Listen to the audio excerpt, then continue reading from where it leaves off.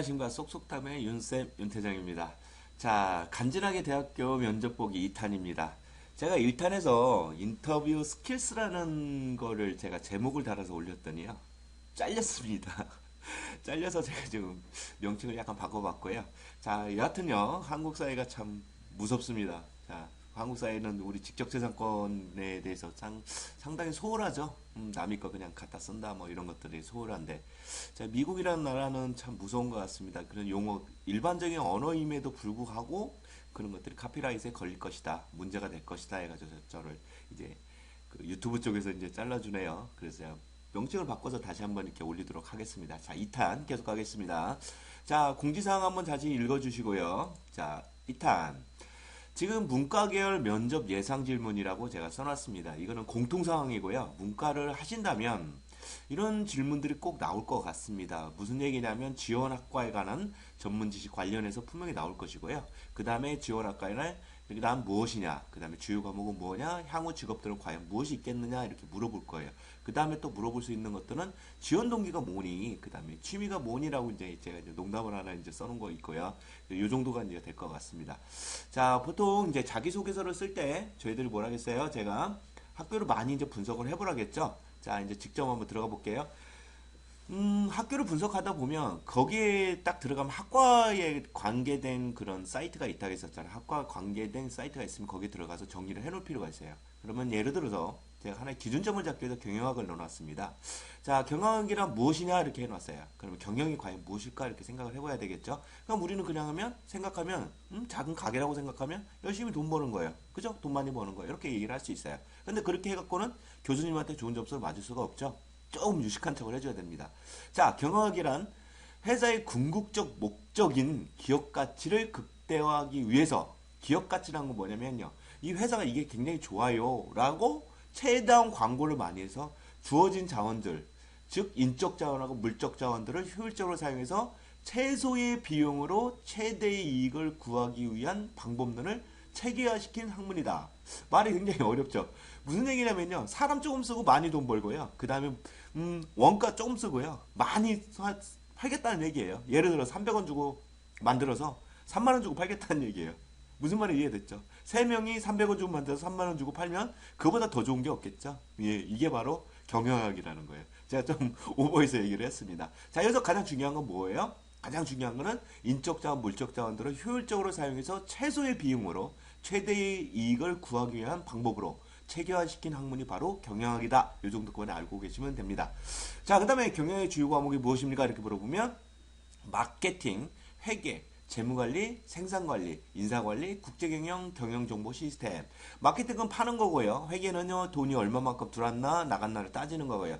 재무관리 같은 경우는 돈이 얼마만큼 들었을까, 사람을 쓰는데 얼마만큼 들었을까, 이런 것들을 얘기를 합니다. 그리고 돈을 쓰는 데 있어서 어느 부분에서는 루즈 부분, 즉 손실 부분이 났구나, 이 부분이 쓸데없이 나갔구나, 이런 것들을 신경을 쓰는 것들이겠죠. 원가 어느 정도 들었을까, 제품을 사는데 얼마 정도 들었을까, 이 정도예요. 생산관리라는 것은 이 제품 하나 만들기 위해서는 어느 정도 시간과 어느 정도 인력이 어느 정도까지 만들어냈을까, 이 정도까지 생각하는 거고요. 인사관리는 다 아시죠? 인사하는 인사관리가 아니라 산업관리하는 거. 그 다음 국제경영 같은 경우는 물건을 만들었다면 한국에서만 팔 수는 없습니다. 그렇다면 어떻게 돼요?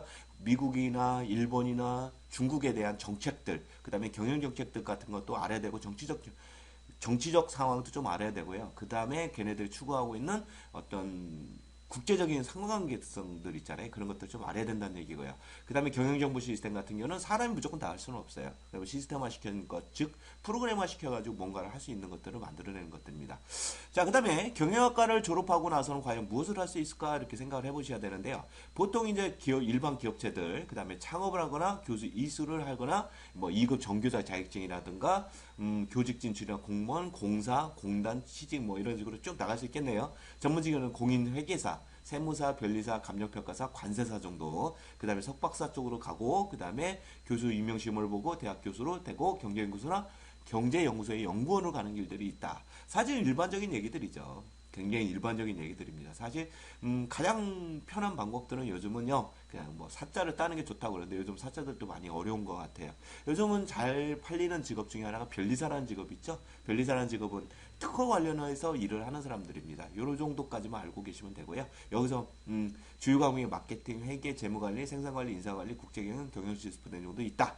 그 다음에 여기에 보면 중요한 것은 전문 일반적인 형태와 전문적인 형태가 있고 보통 이제 우리 친구들이 졸업 후에 뭐 입사를 하겠다. 일반 기업에 취업을 하겠다. 요즘은 석박사도 많이 하시잖아요. 그렇게 해서 교수 임용 쪽을 한번 해보겠다. 요 정도까지 정리해 둘 필요가 있습니다.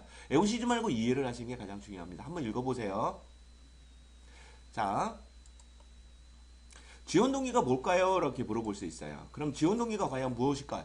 뭐 장황하게 얘기를 할 수 있겠죠. 장황하게 할 수 있겠지만 내가 무슨 말을 어떻게 하냐에 따라서 그 사람을 딱 시선을 고정시킬 수 있어요. 그러면 내가 하고 싶은 말을 해줘야 되겠죠. 물론 자기소개서에 나와 있는 말 갖고 하는 게 가장 좋습니다. 왜 그러냐면 그 얘기를 들으면서 눈을 보는 분도 계시겠지만 자기소개서를 보시고 계신 분들도 있습니다.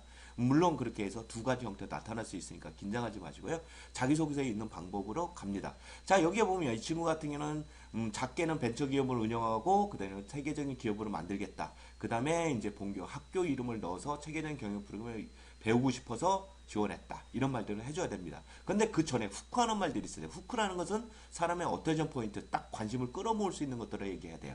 자신이 추구하는 목표는 똑같은 마음가짐과 행동 방향을 가져야만 한다고 생각합니다. 무슨 얘기냐면 나는 이거를 위해서 지금까지 노력했고 앞으로 그렇게 공부를 할 것입니다. 라고 얘기를 해주는 거예요. 그러면 자기는 벤처기업을 하나 만들 거고 그 다음에 세계적인 기업으로 계속 키워나갈 거예요. 이 친구는 무슨 얘기냐 공부를 하고 나서 자기 회사를 만들겠다는 얘기를 해주는 겁니다. 결국에는 향후에 자기가 어떻게 공부를 해도 어떻게 미래를 설계할 것인지 즉 향후 계획에 대해서 물어보는 거기 때문에 거기에 더 정확하게 얘기를 해야 됩니다. 자, 그 다음에 취미가 무엇입니까? 참 저는 솔직히 이거 너무 싫어요. 그러나 참 우리 면접 보는 우리 교수님들이 좀 장난기가 많으신 건지 성의가 없으신 건지는 잘 모르겠어요. 사람이 많다고 사실은 뭐 똑같은 질문을 하는 게 참 어렵죠. 똑같은 사람도 뭐 200명, 3명씩 보는데 뭐 지원 동기가 뭐니, 경영과가 뭐니 참 지겨울 겁니다. 그러다 보면 가끔은 취미가 뭐니, 특기가 뭐니 이렇게 물어볼 수도 있어요. 그러면 이렇게 대답을 해줘도 괜찮습니다. 바쁜 생활, 학교 생활, 고등학교 때, 중학교 때 사실 취미 한다는 건 어렵잖아요. 농구 좀 하고 배구 좀 하는데 막 배드민턴 치는 게 취미에 이렇게 말할 수는 없잖아요. 그럼 어떻게 되냐면 바쁜 생활에서 특이한 취미와 특기는 갖고 있지 않지만 어릴 때 배웠던 뭐뭐가 특기이고 피아노가 뭐뭐가 취미입니다. 이렇게 얘기를 해줄 필요가 있어요. 이런 것들이 없으면요 말을 그냥 하나 만들어 놓으세요. 사실 뭐 우리나라 사람들 웬만한 사람들은 태권도 웬만큼 다 하잖아요. 그 다음에 요즘 부모님들은 뭐 저 같은 경우 제 아이들한테 이런 건 안 시키지만요 피아노나 미술 같은 것도 좀 하는 것 같아요. 그래서 이 친구 같은 경우는 취미와 특기 개발보다는 학업에 치중하고 있어서 이것이 취미와 특기가 아닐까 싶습니다. 하면서 농담을 던져줬어요. 이건 뭐냐면 다음 질문을 이제 재밌게 하기 위해서 또는 분위기를 조금 반전시키는 방법에서 이렇게 한번 해보라고 제가 얘기를 했었습니다. 여기까지 해서 제가 이제 문과 계열에서 예상 질문이 나올 만한 것들을 좀 해봤고요. 간단하게 좀 알아봤고, 지금부터는 이제 이과 계열로 넘어갔다가 실제로 면접을 봤던 이제 항공대학교에 봤던 걸 하고 일반 쪽으로 넘어가서 일반 상식 쪽에서 약간 전공에 관계돼서 제가 이제 경영학 쪽에 많이 이제 치중해서 제가 올리도록 하겠습니다. 자, 여기까지 해서 강의를 마치고요. 다음 시간에 뵙도록 하겠습니다. 안녕히 계십시오.